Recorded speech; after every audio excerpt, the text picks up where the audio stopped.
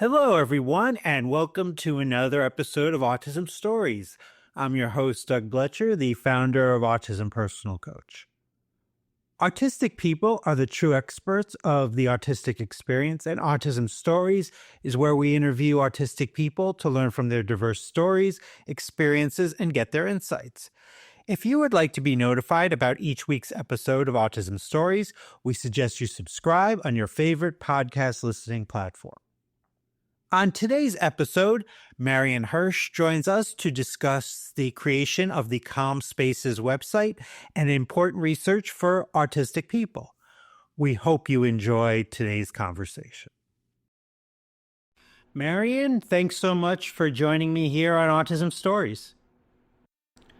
Yeah, pleased to be here. I mean, particularly to have the opportunity to publicize calm spaces for older autistic people and some of my other research. Now, talking about your research, you've a researcher that is doing some important research regarding autistic people. Prior to that, what types of research have you done that kind of have led you up to this point? Okay. Long time back, I did mathematical research and fairly briefly decided I wasn't a brilliant mathematician or not brilliant enough. Moved into sustainability, but didn't. So, I mean, I'm very interested in the area, but didn't stay researching there long. Then moved into the area of assistive technology for older and disabled people, particularly working with a colleague at another university in Scotland, in Glasgow, where I live and work. I'm based at Glasgow University. And we did work together for quite a while, particularly research on people with sensory impairment. And I had the study lead project, which was particularly about mobility of blind, low vision and deafblind people, but also went into various other issues. And I went to a lot of different countries, did interviews there in different languages, and also visited a number of developers and saw different technologies. But that's a story for another time. I learned an enormous amount from it, but it was also sometimes quite difficult. In terms of autism research, I'd gone to a conference organised or a one-day workshop organised by a Scottish research group, and it was quite interesting. They were helpful in terms of making things accessible for me. But I noted that there weren't a lot of autistic presenters there. And the interventions described by other presenters were often not very well suited to autistic people. And I'm not going to go into details, and it's also quite a while back. And I spoke to a couple of other autistic people who'd been at the conference, and they agreed with me on the problem. And at that time, I'd also become aware of possible funding through the big lottery, something called RIL, Disabled Research for Independent Living and Learning.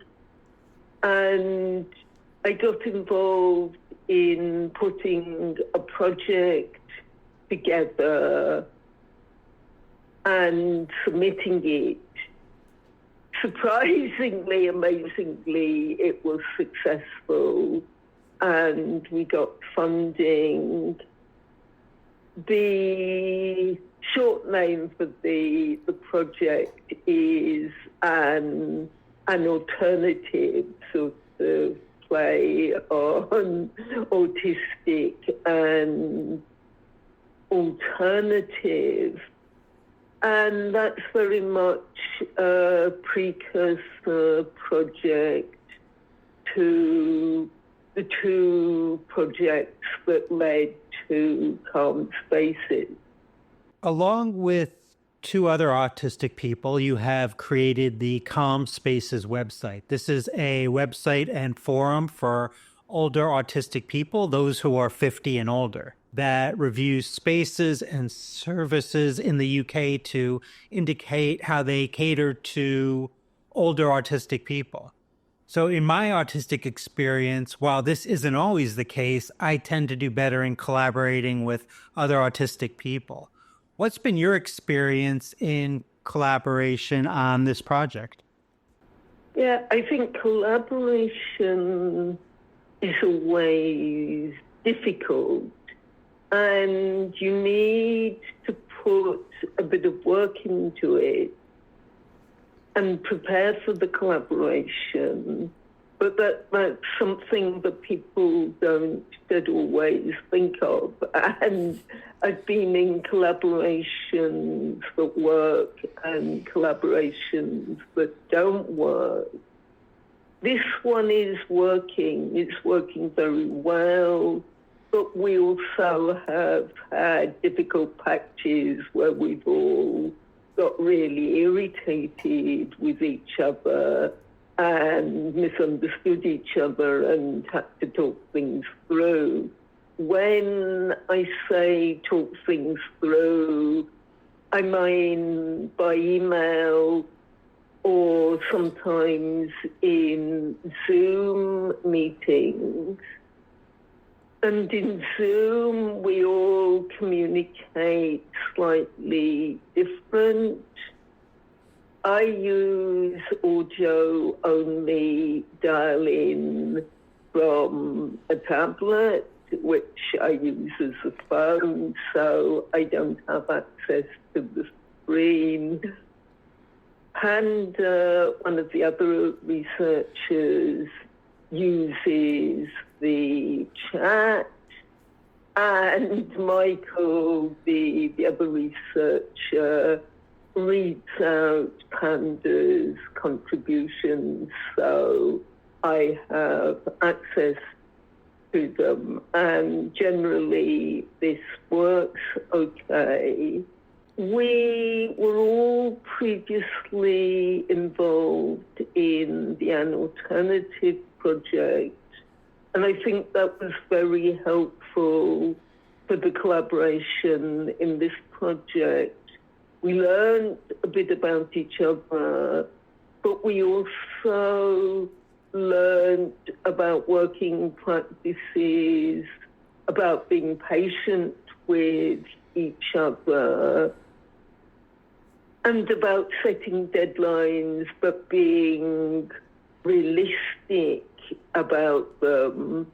So taking on a reasonable amount, but not too much. I think I can have a temptation to push myself too much and take on too much. And in some ways, that's okay if it's just me. But if I'm working with other people, that's not really fair on them.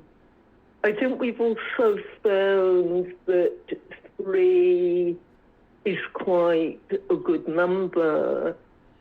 In the An Alternative Project, there were 7 of us, and we were trying to agree on everything, to do everything as a group. And that just made things very time-consuming. I think it would have been better if we'd organised subgroups for things and they worked on things and then came back and presented their ideas to the whole group for agreement. So we had problems there with deadlines, but that may also have been because there was just too much in the project. I think also there are issues in what's often called co-production research, which involves both people who are researchers and those who are community members using their lived experience to drawing on their lived experience to work as researchers, because they've got different experiences and maybe different expectations and assumptions, and it can take a while to get appropriate ways of working. I've got experience of working both with autistic and non-autistic people. I think I quite like working with other disabled people, whether or not they're autistic, but I've also had some good experiences in other types of groups, and also experiences which haven't been great. Difficult to say. I mean, I think, yes, some groups of people are more compatible than others. And also you have to put a bit of effort into things. And if things don't go well, because even wonderful collaborations can have their ups and downs, to try and look at what the problems are and how you can resolve them. But yes, so I'm enjoying this collaboration. I will be 50 years old in a few years. So I'm thinking more and more these days about my autism and how it will impact me as I get older. What have you learned about spaces and services for older autistic people in the UK since the creation of Calm Spaces? Yeah, okay. There's not really a lot. You're very welcome to look at the reviews on a website. It's for older autistic people to add them, but everyone can look at them. And we hope that service providers will also look at them and learn from them about what to do and what not to do. Part of the process of setting up Calm Spaces involved an online questionnaire and then follow-up interviews. And we learned a lot from doing them. And generally, there's not a lot available aimed specifically at older autistic people, and some of the things aimed at autistic people more generally aren't always very, very suitable. People mentioned autism hubs, which were quite crowded and noisy. There are also things like some of the supermarkets have autism hours, but people felt they were at times when no one wanted to shop, so that wasn't very helpful. There were some things like groups for late diagnosed people in some areas, which I think one participant found, possibly more, found very helpful, but not a lot aimed specifically at autistic people, never mind older autistic people, including for the post-diagnosis period. And obviously, a number of older autistic people are still getting diagnosed very late. And of course, there are also people who prefer to self-diagnose. In terms of other services, sort of, yes, specific examples of good or acceptable practice. People quite liked the prayer rooms at airports, though airports themselves are a horrendous environment, and we should all be flying much, much less on account of climate change. Someone tried to set up a quiet space in their workplace due to a move to open plan offices, and that kept being frustrated because other people liked to come there to talk because it was quiet.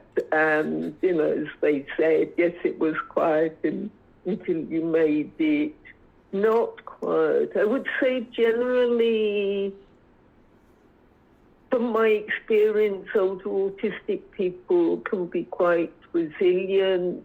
They have strategies to get around things, to manage. And, yes, obviously, there are things that work better, but generally society isn't really isn't really aware of the needs of older autistic people, and there's not that much out there. Though, yes, if you look, you can find things. You can ask people to turn music off, and some places they'll just start interrogating you. Why don't you want any music? And when that happens, I just get really stressed, and I find it very difficult to answer and explain. And I suppose I also feel, well, why should I have to? Now, the idea of calm spaces was created based on a research project, and you were talking a little bit earlier about this, where 78 older autistic people responded to surveying. One of the main solutions from the survey was looking for spaces and services that could meet their needs. When you think of a calm space for yourself, what are some of the most important things that come to your mind? Yes, I'll say, first of all, though this isn't what we were looking for in terms of the research, I love walking in the mountains where, if I can find somewhere where there's no one else, and there are also beautiful views. In terms of sort of indoor spaces and services, I'd like it to be spacious, preferably either no one elsewhere or just the group of people I'm with. I don't go out to eat very, very often because it gets too stressful. It's not so difficult getting vegan food now, but, as it was when I first became vegan, but it's finding suitably quiet spaces is really difficult. So somewhere that has a back room that you can get on, your group can get on its own is really good. So no noise other than of the group of people I'm with, if I'm with other people, and, preferably them also not being too noisy. No music. I did used to listen to music very quietly, but haven't for a while, so possibly music I like and I've chosen to listen to, but nothing that's been put on by someone else. Also visually calm. No mirrors or paintings or other decorations on the wall. Quiet colour. At the moment, I'm into purple, so preferably lavender or lilac. But, generally a sort of light colour, just a single colour, which isn't so good for people with low vision who want contrast, whereas I prefer everything to blend in. No reflexive surfaces, no LEDs or anything like that.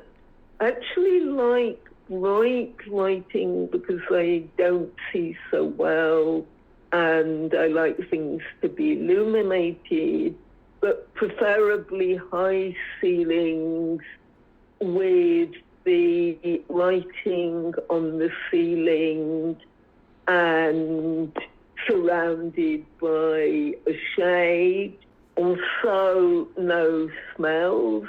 There are some things like the scent of lavender I like, but generally if I'm out somewhere, I prefer that it's odor-free, and it can be difficult, things like going by train when people are eating and drinking and you get a very strong blast of coffee. Obviously, what I'm describing is I feel in more real situations, yes, I suppose no noise. If there are other people there that are there at a distance, unless I've come with someone else or a group that are there at a distance from me and the place isn't crowded. And yes, and no mirrors, clocks, or paintings on the wall. So it's as calm as possible in all possible ways. Obviously, I I will go to places that aren't as calm as I would like. And sometimes that gets stressful. I would also say that I've described what I would like, and I think there are elements in that of what other older autistic people want, but we're all different. I think particularly with regards to things like lighting, where some older autistic people prefer dimmed light. When we think of calm spaces, often we think of spaces that we go to in the community. However, a place where we spend a lot of times in front of our laptops, computers, and phones, and in many cases, those spaces aren't very calming because the colors and other things on websites can be very overwhelming. So Calm Space's website looks to address this with color settings for the website. What are some things you think website creators should think about in making their websites more accessible and potentially calming to a larger group of people? First, I would say they need to recognize that some users have their own settings, and the website needs to be compatible with that. For instance, I generally have graphics turned off, though that isn't easy to do on all browsers.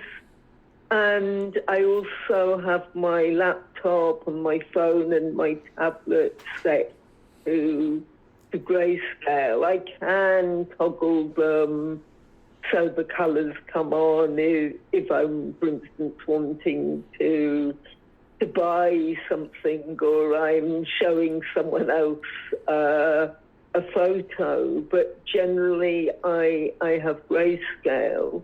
So I see everything in black and white. Those are the colours that work for me on screen, and everything else is visual shouting. But I often find that with those settings, a lot of websites just don't work.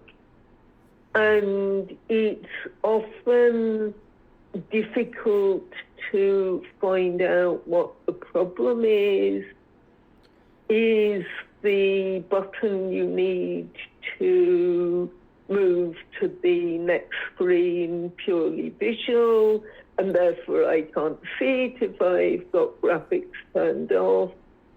Is it something more complex to do with the colors? So that's the first thing to take into account. Then website designers should also think of having default options and other settings. And the default option should have calm colors rather than a lot of colors that are clashing or too vibrant. It doesn't mean that the website needs to be unattractive. You can have very attractive websites with calm colors.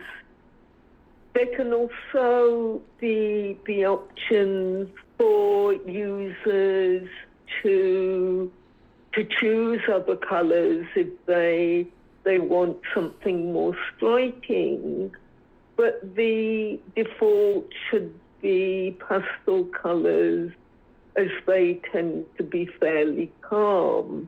The default font setting should also be fairly large, as many older autistic people are starting to have visual issues and finding it more difficult to see small text.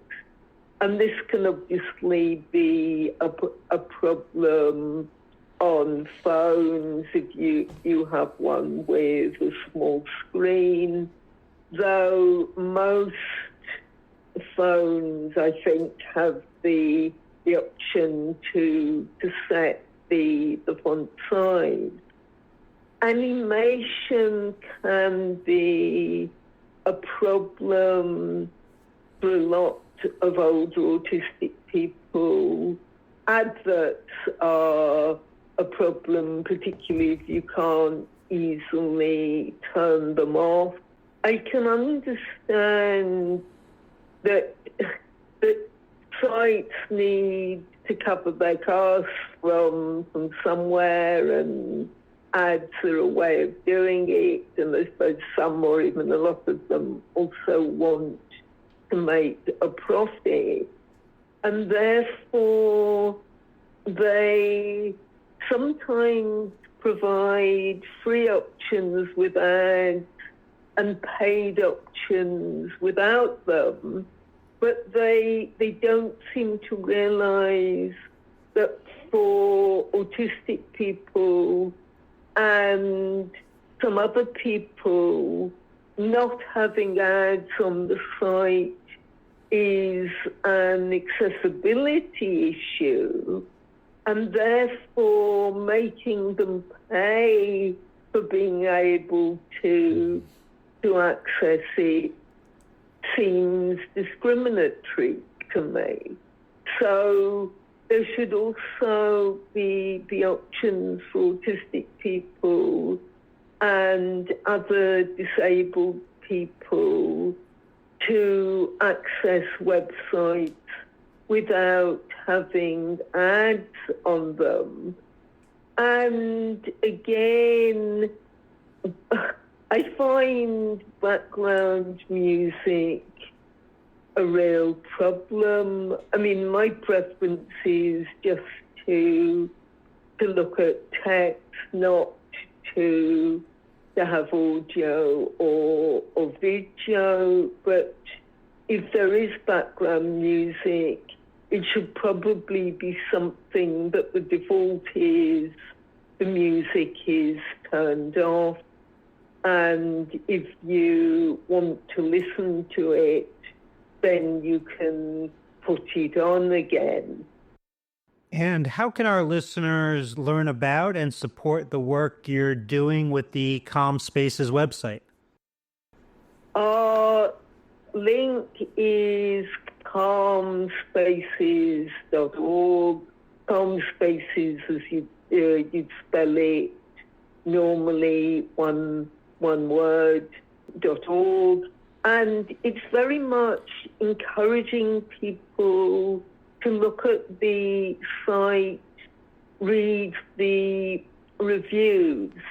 If you're autistic and over 50, we'd encourage you to register and provide reviews of venues and services in the UK, also online services with the sort of UK or UK and wider target. We're starting with the UK, partly, well, that's where we're based, but also as part of building a community around Calm Spaces. We may at some point in the future think of taking it wider, but we've also got the software packaged if groups in other countries are interested in using it. There's also the forum, which is linked to the website, and there are various categories that people can post on. A number of topics already there that you can comment on, or you can add additional topics.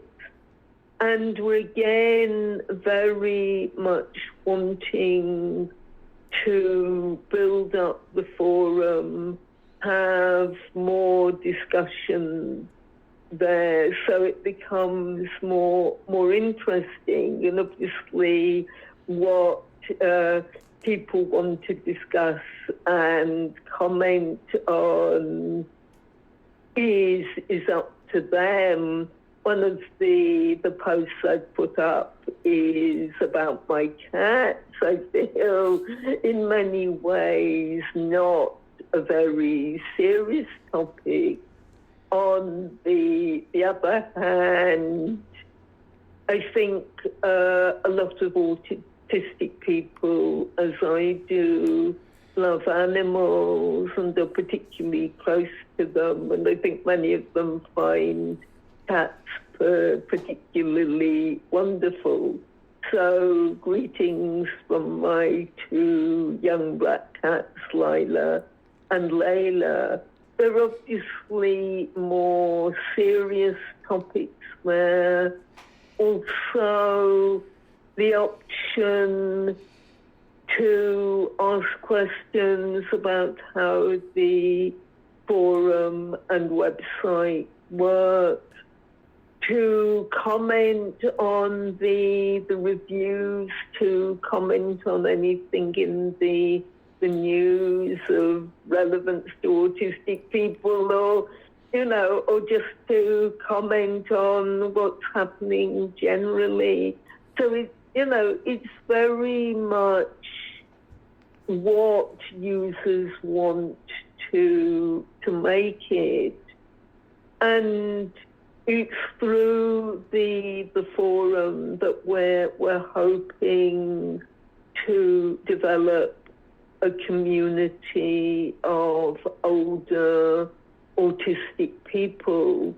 So again, I encourage you to read the reviews. If you're autistic and older, to register and then log in to add reviews or to add posts or comment on existing posts. And it's calmspaces.org. Well, I will tell you, Marion, any website that is kind of geared towards autistic people, posting about cats is very on brand. So I don't think there's any problem with that whatsoever.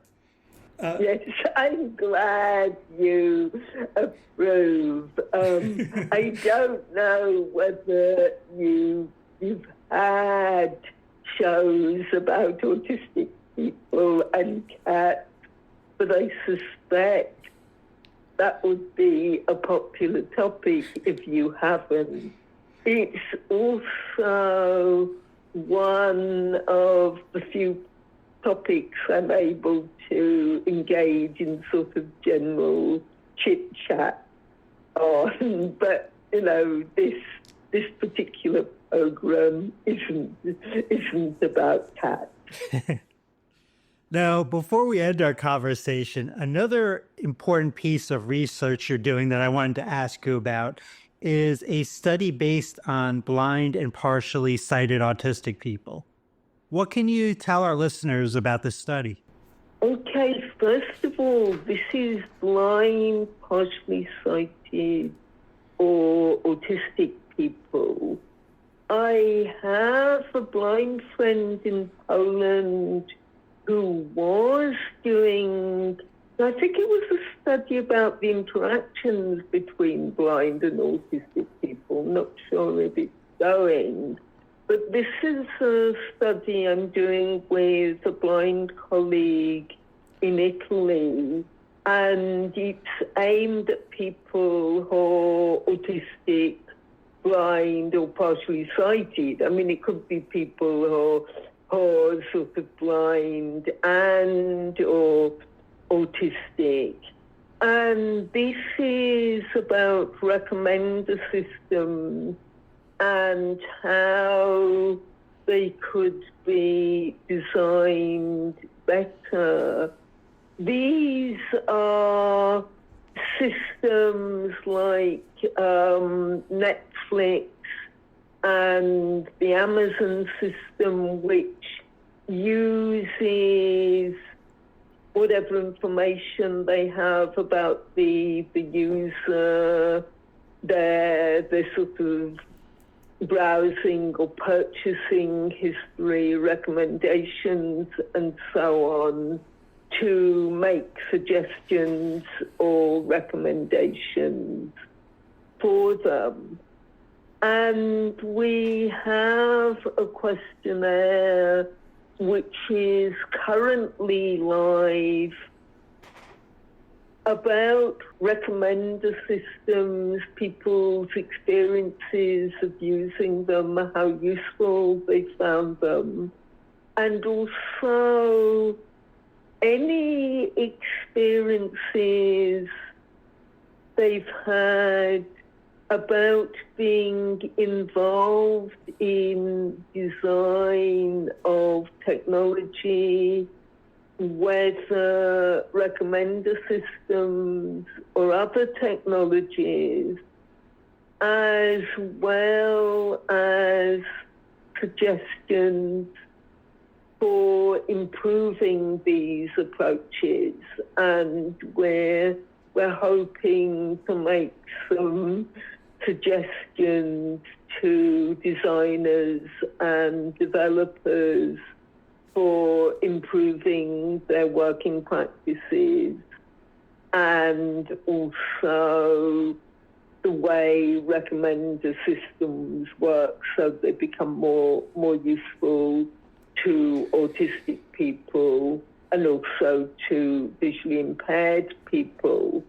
And as I said, the questionnaire is live. There's an English version and also an Italian version.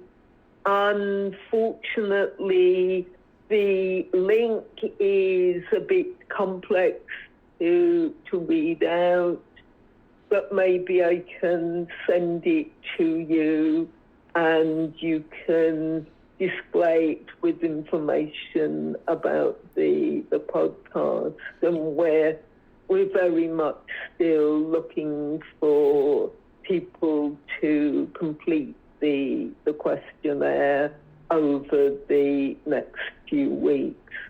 Yes, absolutely. We will definitely share that in the show notes along with the CommSpaces website. Well, Marion, thanks so much for joining me here on Autism Stories. It was truly a delightful conversation, and I hope many people go to the CommSpaces website. Thank you so much. Yes, thanks to you, and yes, be very happy if more people go to CommSpaces.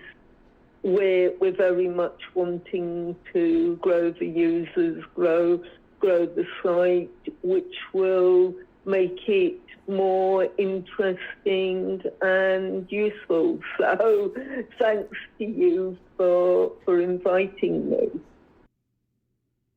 Thanks so much to Marion for the conversation. To learn more about Marion, please check out the link in the podcast description for this episode.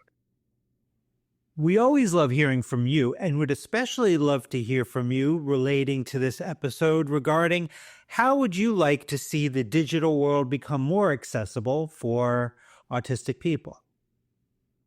Did you know Autism Personal Coach provides neurodiversity affirming support by autistics for autistics?